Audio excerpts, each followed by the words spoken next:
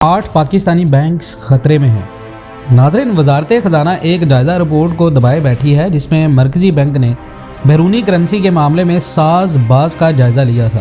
جس کے باعث ان تجارتی بینکوں کے خلاف تابعیتی کارروائی تاخیر کا شکار ہے۔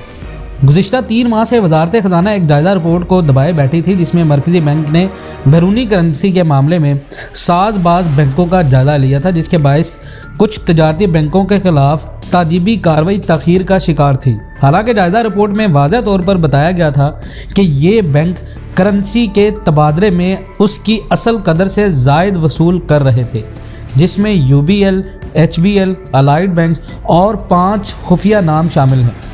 ناظرین، کم از کم 8 کمرشل بینکوں کے خلاف کارروائی روک دی گئی تھی۔ حالانکہ وزیر خزانہ اسحاق ڈار نے بار بار کمرشل بینکوں پر بھاری ٹیکس عائد کرنے کے عزم کا اظہار کیا تھا، جنہوں نے مبینہ طور پر امریکی ڈالر کے مقابلے میں روپے کی قدر کے ساتھ کھیل کر 25 ارب سے زائد 50 ارب روپے کا منافع کمایا تھا، اور IMF کا سخت رویہ تھا کہ ایسا کیوں ہوا۔ IMF حکومت کی چور نیت جانتا ہے، جس کی وجہ سے پاکستان اور IMF کے درمیان جاری معاہدے میں تعطل کا شکار ہو رہی ہیں بہت ساری چیزیں۔ ناظرین، اسٹیٹ بینک نے معاملے کا جائزہ لیا اور 27 دسمبر 2022 کو فینانس ڈویژن کو اپنی رپورٹ پیش کی۔ رپورٹ جمع کرانے کی تاریخ اس بات کی نشاندہی کرتی ہے کہ وفاقی حکومت اور مرکزی بینک جان بوجھ کر بینکوں کے خلاف کارروائی میں تاخیر کر رہے ہیں، جس کی زندہ مثال ہے کہ پاکستان میں ڈالر کی قلت۔ بینک مافیاز بھی کم نہیں ہیں، بینک مافیاز بھی لوگوں کی جمع پونجی کے ساتھ کھیل رہے ہیں، عوام کو بیوقوف بنا کر پیسے کھا رہے ہیں۔ وفاقی حکومت کے پاس گزشتہ ماہ منی بجٹ کے ذریعے اضافی ٹیکس لگانے کا موقع تھا، جسے وہ جرمانے کے بدلے عائد کرنے کا دعویٰ کرتی رہی ہے،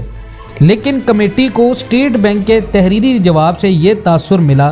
کہ مرکزی بینک کمرشل بینکوں کی جانب سے اوور چارجنگ کا تعین کرنے کے باوجود ان کے خلاف جلد کوئی فیصلہ کن کارروائی کرنے کے موڈ میں نہیں تھا،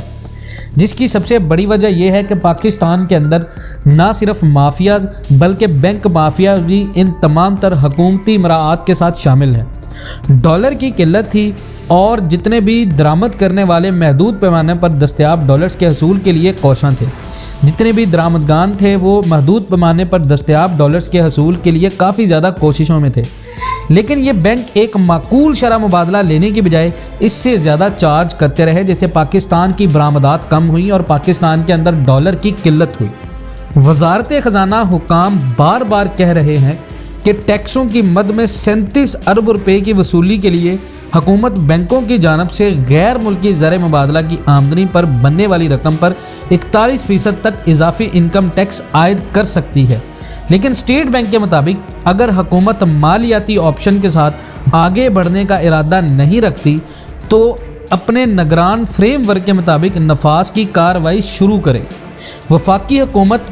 محتاط رویہ اپنا رہی ہے کیونکہ کسی بھی اقدام کا اثر بینکنگ انڈسٹری پر پڑے گا، اور اگر پاکستان کے اندر بینکنگ انڈسٹری پر اثر پڑا تو اس حکومت کی رہی چہی کسر بھی نکل جائے گی اور عوام کے کھربوں روپے داؤ پہ لگ جائیں گے۔ ناظرین، اگر آپ ان تمام باتوں سے اتفاق کرتے ہیں اور اپنی قیمتی رائے کا اظہار کرنا چاہتے ہیں تو کامنٹ سیکشن میں اپنی قیمتی رائے کا اظہار ضرور کیجیے گا۔ ملتے ہیں نیکسٹ ویڈیوز میں، تب تک کے لیے اللہ حافظ۔